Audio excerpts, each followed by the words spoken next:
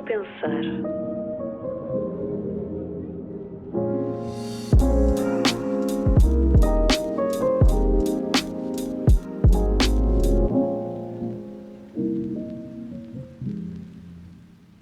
Olá, olá, muito bom dia, boa tarde ou boa noite, qualquer que seja a hora que me estás a ouvir hoje, seja muito bem-vindo ou muito bem-vinda ao nosso novo episódio. Confesso que hoje o meu astral está assim um bocadinho mais para baixo. Esta última semana, a minha voz acho que denuncia, mas esta última semana também foi por isso um pouco que eu atrasei o episódio, porque talvez se as minhas contas não estão erradas, pela terceira vez na minha existência tive uma semana infernal de enxaquecas, que eu só entendi serem enxaquecas depois de ter ido ao neurologista. Eu supunha que seriam enxaquecas, mas um bocado autodiagnosticado, não recomendo, mas tive de ir às urgências e depois de... Tive de ir às urgências, não, fui às urgências na outra vez que me aconteceu isto no início do ano. Acho que até já tínhamos falado aqui sobre um episódio em que eu também tive imensas tonturas. E depois então é que marquei neurologia e consegui uma consulta, por acaso, foi muita sorte de conseguir uma consulta no privado, assim, coisa foi de um dia para o outro e percebi que eu tenho um tipo específico de enxaquecas que se chama enxaqueca vestibular, que consiste em vertigens e tonturas. Portanto, isto está tudo muito correlacionado, no meu caso, com a ansiedade, com o pânico, com todas estas condições e gatilhos emocionais que depois me trazem para estas maleitas físicas, se quisermos pôr assim. Então esta semana que passou, confesso que foi mesmo muito difícil, porque atrasei imenso trabalho, não fui ao aniversário do meu pai, ficaram coisas por responder, portanto é sempre uma chapada da vida, apenas um momento de ganho de humildade, lembrar que sim, é tudo muito prioritário até ao momento em que não temos saúde. Portanto, o que aconteceu foi isso. Este episódio atrasou, este último do sábado que passou, atrasou porque eu mal conseguia levantar-me. Eu editei o episódio, eu revi o episódio depois de ter sido editado, e no momento de publicar eu não conseguia estar muito tempo ao ecrã, pois é ótimo, porque a pessoa está aborrecida, tudo foi dantesco, porque estava aborrecida, depois não conseguia ler porque me cansava a vista, não conseguia estar ao telemóvel porque me cansava muito mais a vista, não conseguia caminhar e passear porque ficava tonta, ou seja, a única coisa que era minimamente suportável para a minha existência era ficar deitada a olhar para o teto. Até porque não dava para estar em conchinha porque me doía a cabeça de lado. Então, fiquei um pouco mais humilde durante esta semana, factos. Portanto, hoje estou ainda naquela de... Estou a arrancar. Confesso que estou bastante animada com a ideia de que me sinto muito melhor. Um bocado... Sabes quando nós temos o nariz entupido, quando estamos constipados, e depois, passado um tempo, recuperamos a vitalidade e ficamos tipo, nunca mais na vida vou tomar por garantido o meu nariz funcional. É um bocado assim que eu sinto, é nunca mais tomo por garantido não ter esta dor de cabeça infernal. Então, agora estou a tentar...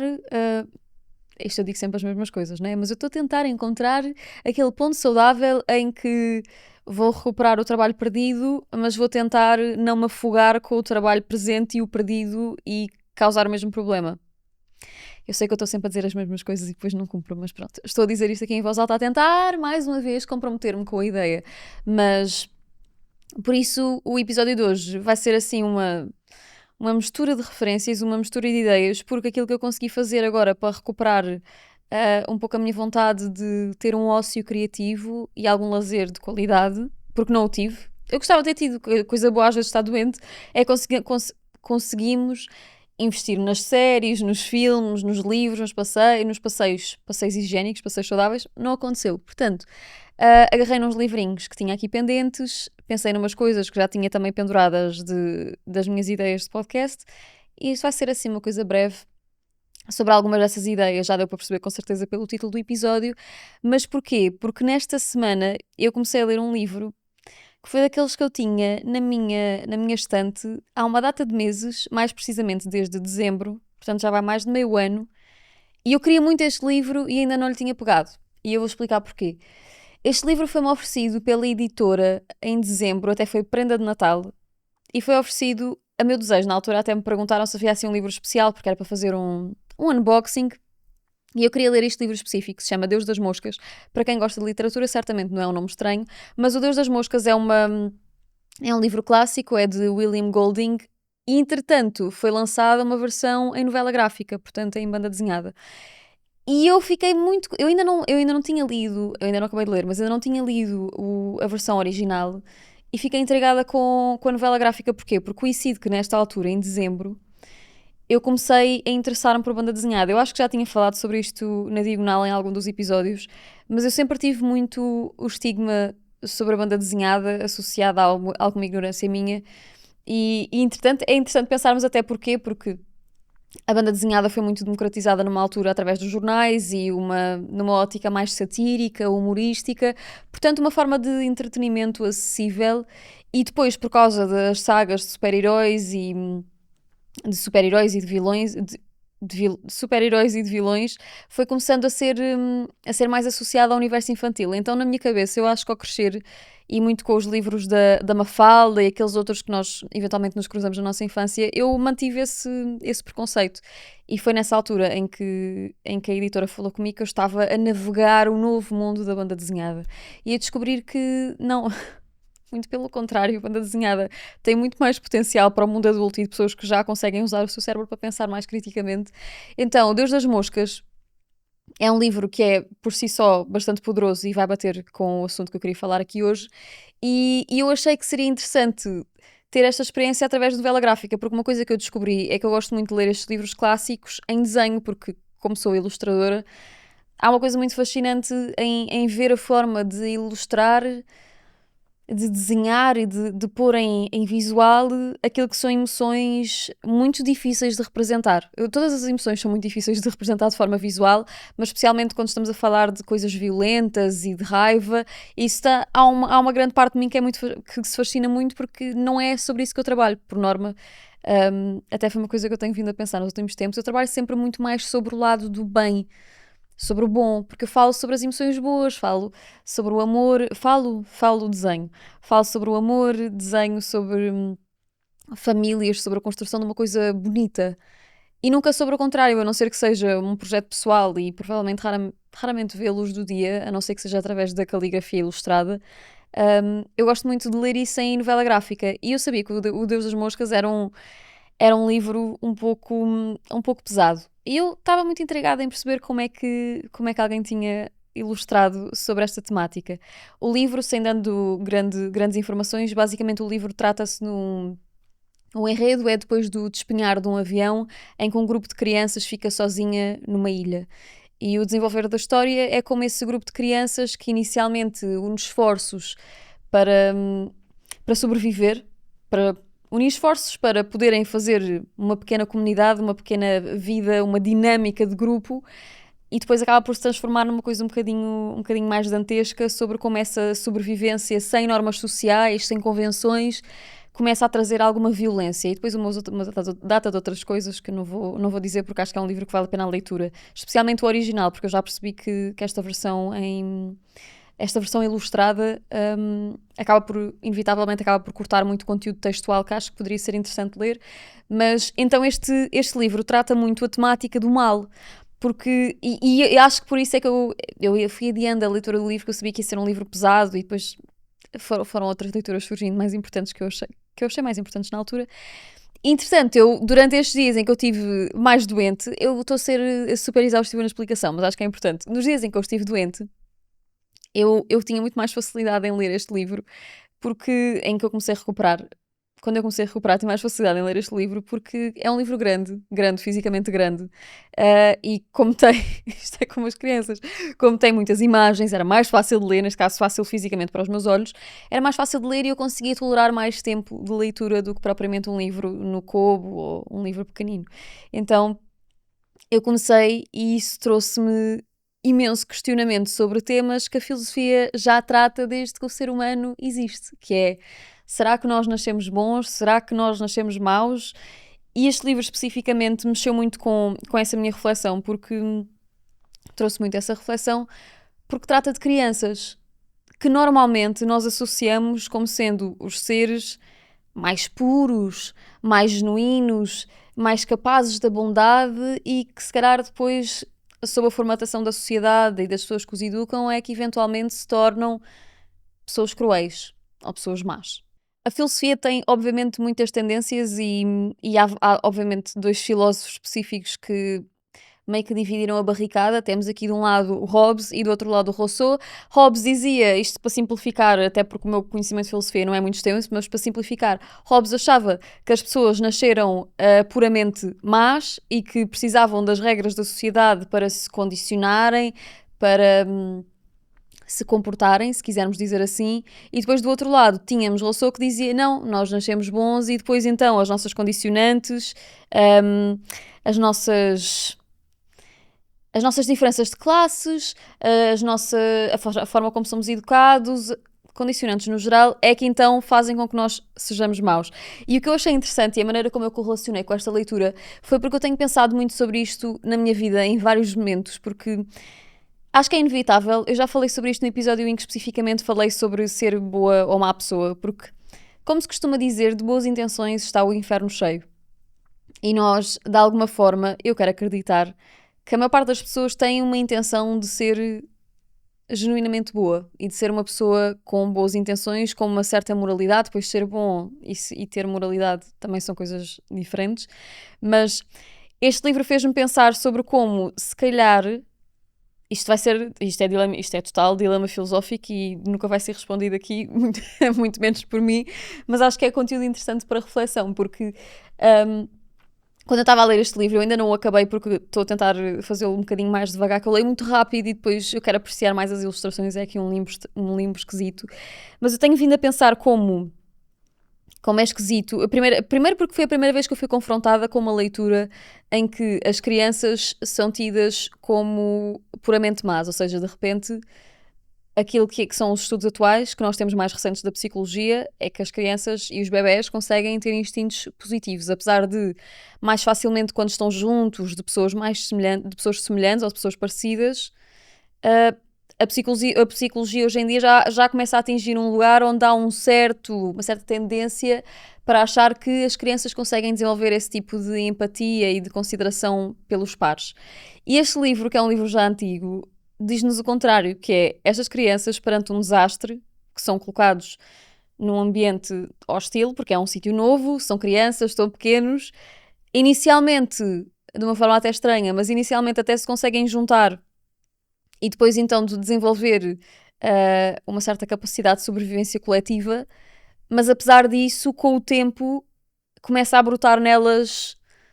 o lado mau. E obviamente que isto depois tem outro questionamento, que é o lado mau porque estão perante uma situação de ruptura.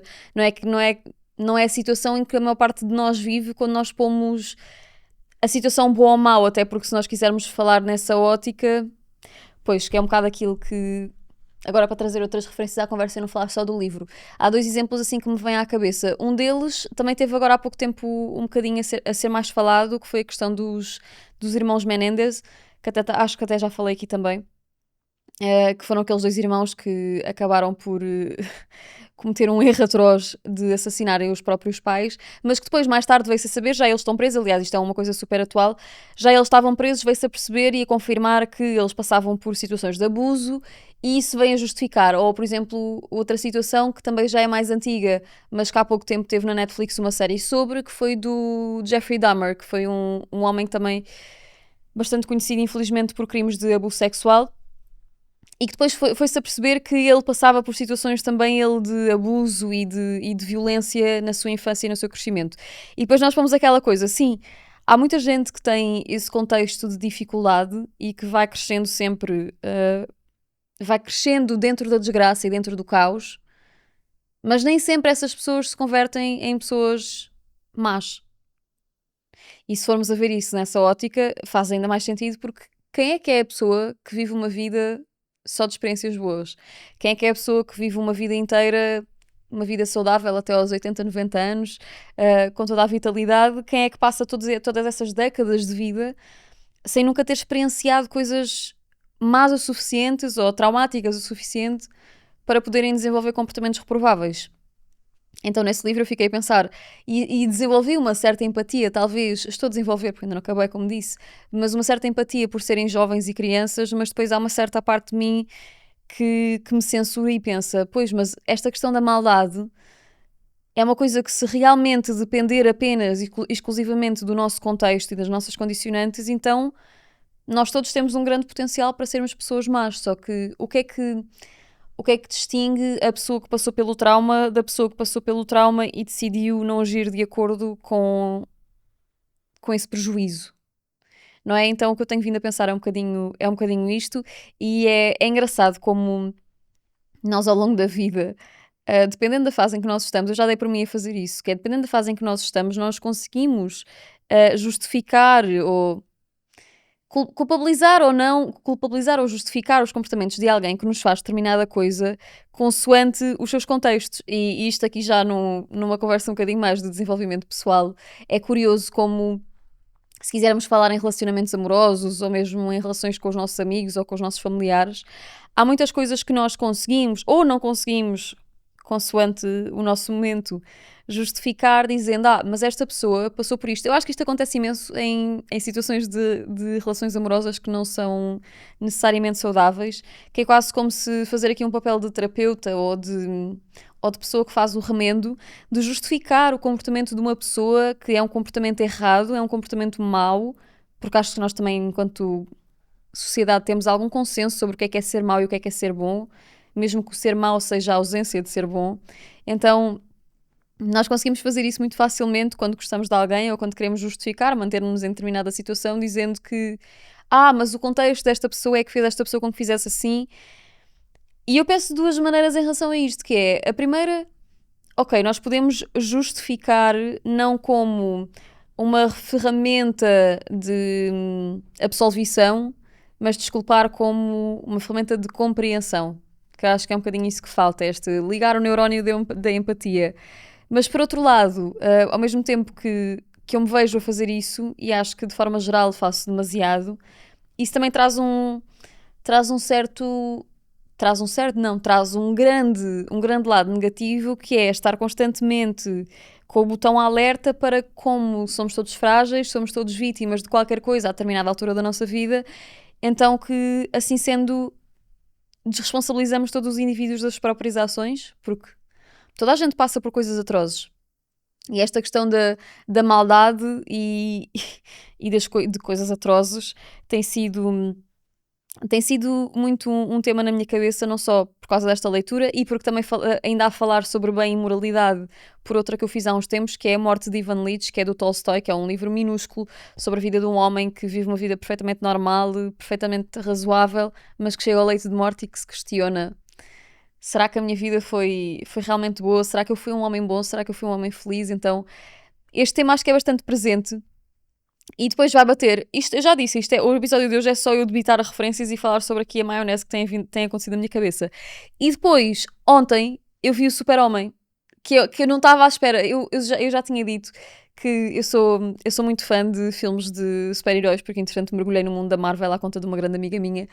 E eu fui ver o super-herói um bocado na expectativa de que ia gostar, mas que não ia ser entretenimento, mais uma vez, entretenimento acessível, sem grande reflexão, até porque a minha cabeça não está capaz para muito mais. E pelo contrário, veio só alimentar aquilo que tem vindo a ser os meus últimos pensamentos, porque no Super-Homem primeiro fala muito sobre a sensação de pertença e sobre isto que é a nossa identidade e quem é que eu sou e onde é que eu vou, que achei delicioso só por si ter sido relacionado com a figura do Super-Homem, que salva tudo e todos, às vezes menos ele próprio,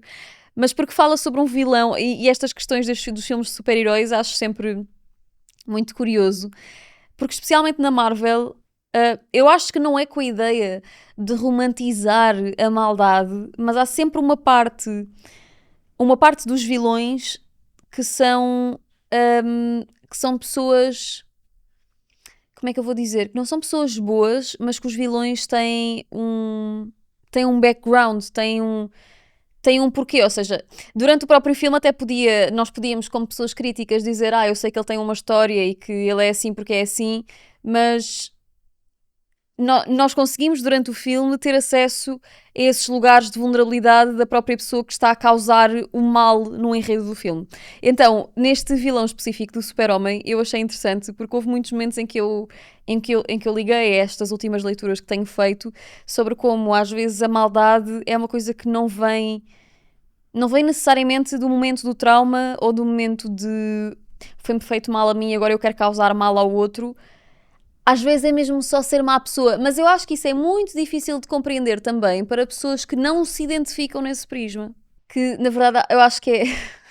Eu agora até tive aqui 2 segundos de paragem cerebral para pensar sobre isso, porque a nossa dificuldade em compreender o mal, e acho que também por isso é que acaba por ser um dilema filosófico bastante interessante e bastante mágico, é que como a maior parte das pessoas, mais uma vez, eu mantenho na utopia, como a maior parte das pessoas se quer conservar do lado em que eu sou uma pessoa boa e identifico-me como alguém que pratica boas ações porque acho que isso é pelo bem da humanidade e das pessoas que eu amo, nós temos dificuldade, nós temos dificuldade em compreender o porquê dos outros fazerem mal. E isto é transversal não só para o mundo fantasioso e fictício da literatura e dos filmes e das séries, mas também à realidade. E acho que com isto é mais do que pertinente abordar o que se passa agora neste momento na faixa de Gaza, que tem sido uma ótima forma, e é que péssimo adjetivo, não é uma ótima forma, mas tem sido uma forma bastante real de percebermos como a maldade se calhar depende muito mais daquilo que nós fazemos com as nossas condicionantes do que propriamente das condicionantes em si, porque eu já pensei, nós já vimos muitos líderes políticos, isto especialmente na política, porque normalmente é aquilo que despoleta guerra, ou guerra, neste caso, genocídio, mas é interessante que nós, pensando nessas pessoas específicas, pessoas com poder, eu acho que é muito fácil em certas situações identificar que há ali uma carência emocional, ou eu não vou dizer só carência emocional, às vezes parece mesmo que é falta de amor, falta de um colo, foi falta de mãe, falta de pai, falta de progenitor, falta de amor, no geral. Não sei se na infância, na adolescência, na idade adulta, todos, mas gosto de acreditar que vai muito bater esse ponto. Mas a partir daí, estamos a falar de pessoas adultas com poder para destruir comunidades e países e estados inteiros, e em vez de usarem esse poder para fazer precisamente o oposto, era interessante nós termos algum líder político no mundo que optasse por esta vertente. Acho que o mundo poderia ser um sítio muito melhor, não sei se já pensámos sobre isto, mas em vez de usarem para fazer todas estas coisas más e atrocidades, poderiam usar esse trauma e falta de amor por oposição para fazer o bem. E aqui entra um ponto que eu tenho vindo a refletir, que é, eu acho que existe, eu não sei se a neurociência já deve ter estudado isto com certeza, e eu estou só aqui a mandar as minhas postas de pescada para o ar, mas há aqui uma parte, ali uma parede, uma pequena linha entre o conseguir e o não conseguir ter empatia. E isto aqui já pode, entretanto, entrar por questões de saúde mental, condições mentais, doença mental, limitações cognitivas, eu não sei. Mas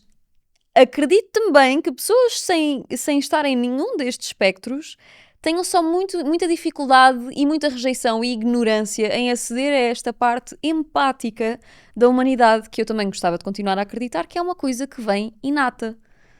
Sim, continuo a acreditar nisso. Então, acho que esta situação em específico é bastante gritante, porque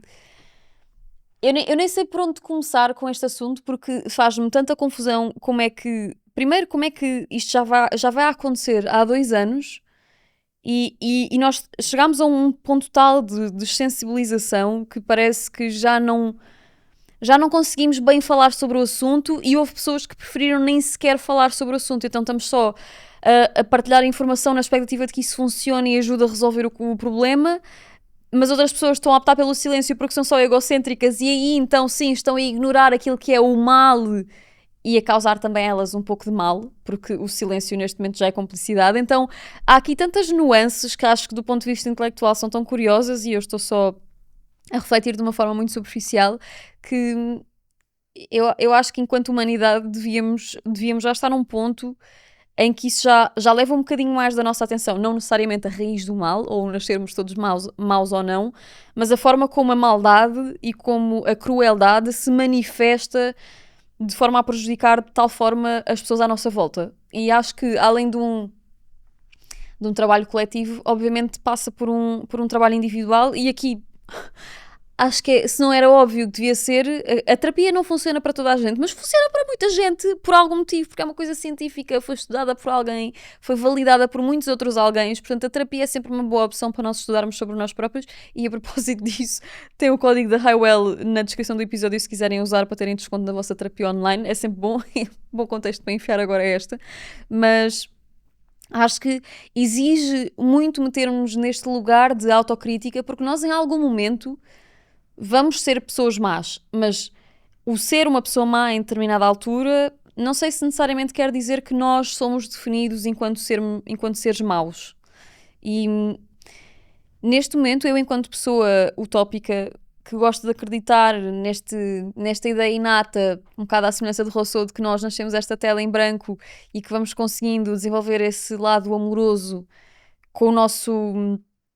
com a nossa vontade, e que só depois as condicionantes é que nos vão tornando um bocadinho mais cruéis. Eu não acredito nesta coisa de nascermos maus. Então eu prefiro manter-me nesta crença, muito porque me aflige aceitar, e aflige-me aceitar, pois eventualmente aflige-me a ideia de ter filhos, se formos por aí, ou a ideia